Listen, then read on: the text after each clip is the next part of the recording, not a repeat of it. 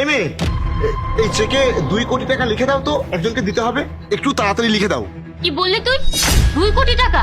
তুই জীবনে কোনোদিন 2 কোটি টাকা একসাথে দেখেছিস? আর আমাকে বলছিস 2 কোটি টাকা লিখে দিতে? থাকা রাস্তা পেলে তোর একটা মেয়েকে ইমপ্রেস করার জন্য চলে আসবি? তুই কি ভেবেছিস আমি কিছুই বুঝবো না? আমার সামনে 2 কোটি টাকার কথা বলবি আর আমি ইমপ্রেস হয়ে যাব? আরে ওই মেয়ে, আমার এতটাও খারাপ সময় যাচ্ছে না যে তোকে আমি ইমপ্রেস করতে যাব। তোকে লিখে দিতে বললাম এই কারণেই যে আমি লেখাপড়া একটু কম জানি, কিন্তু টাকা পয়সা তো আমার অঢেল আছে। আমার অ্যাকাউন্ট ম্যানেজারকে এখনই 2 কোটি টাকা চেকটা লিখে দিতে হবে। তাই তোকে দেখে মনে হলো তুই ভালো পরিবারের একজন শিক্ষিত মেয়ে, তাই লিখে দিতে বললাম। কিন্তু তুই তো আমার সাথে খারাপ ব্যবহার করতে শুরু করে দিলি। আরে তুই বেশি কথা বলার চেষ্টা করিস না, ভুলে যাস না আমি তোর মতো ছেলেদেরকে দেখে এমনিতে ইমপ্রেস হব না। আর কি বলছিস অ্যাকাউন্ট ম্যানেজার? আরে তোরা তো প্রতি মাসে অনেক মুশকিলে হয়তো 7-8 হাজার টাকা ইনকাম করিস, আর এখানে আমার সামনে কোটি টাকা ঝাড়ি মারছিস। তোদের মতো ছেলেদেরকে না আমার খুব ভালো করেই চেনা আছে। আরে মেয়ে, তুই কি জানিস তুই কার সাথে কথা বলছিস? শোন, মানুষের পোশাক দেখে কখনো তার যোগ্যতা বিচার করবি না। তুই কি বললি? মাসে 7-8 হাজার টাকার কথা বললি তো? আরে তুই তো জানিসই না, আমার বাসায় যারা কাজ করে না তাদেরকেও আমি না প্রতি মাসে 50,000 টাকার উপরে বেতন দেই। আর যারা আমাদের বাসায় কাজ করে তাদেরকেও না আমরা অনেক সম্মানের চোখে দেখি। তোদের মতো আমরা এরকম অসভ্য না। আসলে তুই বুঝতেই পারিসনি যে তুই কার সাথে কথা বলছিস। তোর জন্য এটাই ভালো হবে, তুই এখন এখান থেকে চলে যা। খুব ভালো করে জানি তুই কে, একটা গ্রামের অশিক্ষিত মূর্খ যে রাস্তায় একটা সুন্দরী মেয়ে দেখে তাকে পটাতে চলে এসেছিস। ভালো পোশাক আশাক দেখেছিস, তার উপর আবার শিক্ষিত দেখেছিস, ভেবেছিস একটু কথা বলেই পটায় ফেলি। ভালো করে শুনে রাখ, আমি না ওইসব মেয়েদের মতো না যে পটে যাব। তুই আমার কাছে টাকার কথা জিজ্ঞাসা করছিলি, এবার দেখ আমি তোর কি করি। আমি একটা চিৎকার দিলে না এখানে মানুষজন সব জড়ো হয়ে যাবে, সব দোষ তোর উপরে আসবে। আর আমি সবাইকে বলে দেবো যে তুই আমাকে ডিস্টার্ব করছিলি। তখন দেখিস কি হয়, তুই তো জেলে যাবি আর এই তোর বড় বড় ডায়লগ না সব বের হয়ে যাবে। হ্যাঁ বোন, আমারই ভুল হয়েছে যে আমি তোকে টাকার কথা লিখতে বলেছি। এখন তো দেখছি তুই আমার মান সম্মান সব খেয়ে ফেলবি। তুই যা। যাচ্ছি। ক্ষমতা তো 1000 টাকারও নেই, আবার এসেছে কোটি টাকার কথা বলতে। এরা নিজেকে কি মনে করে জানি না। আর এমনিতেও আমার মতো সুন্দরী মেয়ে রাস্তায় দেখলে যে কেউ তো কথা বলতে আসবেই। জানি না এসব গ্রামের খ্যাত এগুলো কোথা থেকে চলে আসে।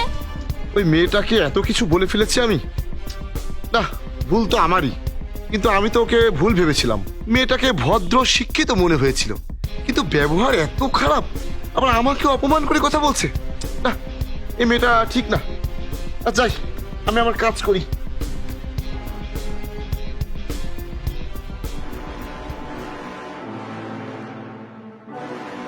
কি অবস্থা এই প্রজেক্টের?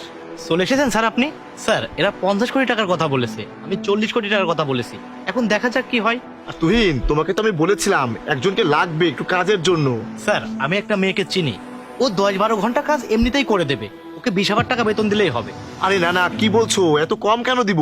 এতক্ষণ সময় ধরে কাজ করবে, ওকে আমি 50,000 টাকা দিয়ে দিব। আরে তুহিন, কি আর বলবো তোমাকে, কালকে রাস্তায় একটা মেয়ের সাথে আমার দেখা হয়েছিল। আমি ওকে বললাম যে আমার চেকে 2 কোটি টাকা লিখে দিতে। এমন ব্যবহার করলো, অপমান সূচক কথাবার্তা বলেছে আর অভদ্রের মতো আচরণ করেছে। এই জন্যই তাড়াতাড়ি আমার কাজের জন্য একটা লোক দরকার। ঠিক আছে স্যার, আমি আজকে দেখা করাচ্ছি। হ্যাঁ তুহিন, এত জরুরি কেন ডেকেছো? আমার কাছে একটা চাকরি আছে, মাসে 50,000 টাকা বেতন পাবে। আর তোমার কাজ শুধু স্যারের সঙ্গে সঙ্গে থাকা। আমার স্যার পড়ালেখা একটু কম পারে, তাই তার টাকার হিসাব রাখার জন্য একটা মানুষ দরকার। তোমার হাতে সময় থাকলে তুমি এখনই আমার সাথে চলো। আচ্ছা, তোমার স্যার মনে হয় অনেক বড় লোক, তাই না? না হলে এই সামান্য হিসাব রাখার জন্য 50,000 টাকা বেতন দিতে চাচ্ছে? আচ্ছা ঠিক আছে, এখনই চলো। চলো। এই দেখ, এই পুরো সোসাইটিটায় স্যার থাকে, আর এখানে স্যারের 10টা ফ্ল্যাট আছে। থাম, আমি স্যারকে ফোন দিয়ে ডেকে নিই।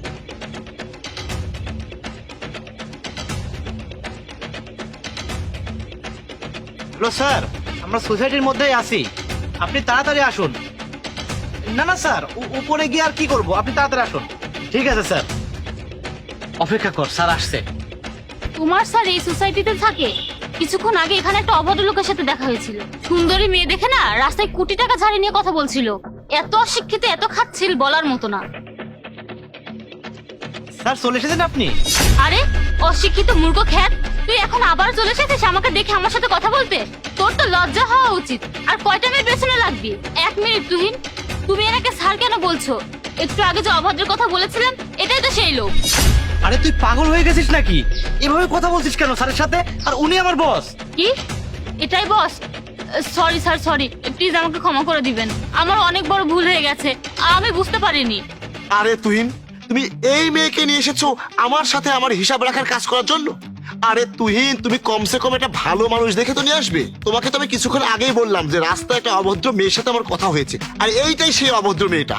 তোমাকে তো আমি কিছুক্ষণ আগেই বললাম যে রাস্তায় একটা অভদ্র মেয়ের সাথে আমার কথা হয়েছে, আর এইটাই সেই অভদ্র মেয়েটা।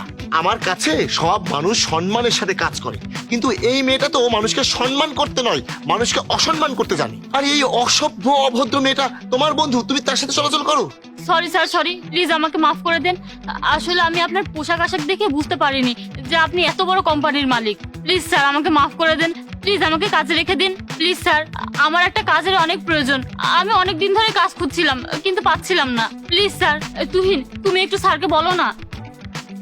স্যার, আমি জানতাম না ও এত অভদ্র। ওকে কাজে রাখবেন কি রাখবেন না সেটা আপনার ইচ্ছে, কিন্তু স্যার প্লিজ এর জন্য আমাকে কাজের থেকে বের করবেন না। আরে তুহিন, তুমি এত ভাবছো কেন? ওর জন্য শুধু শুধু তোমার চাকরিটা কেন আমি নষ্ট করব?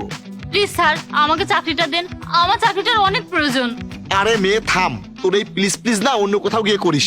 আর শোন, তুই অন্য কোথাও গিয়ে চাকরি খোঁজ। তোর মতো মেয়ে না আমাদের এখানে চাকরি করতে পারবে না। তুমি সেখানেই যাও যেখানে তোমার মতো অভদ্র মেয়েরা কাজ করে। আমার এখানে তোর মতো মেয়ের চাকরি হবে না।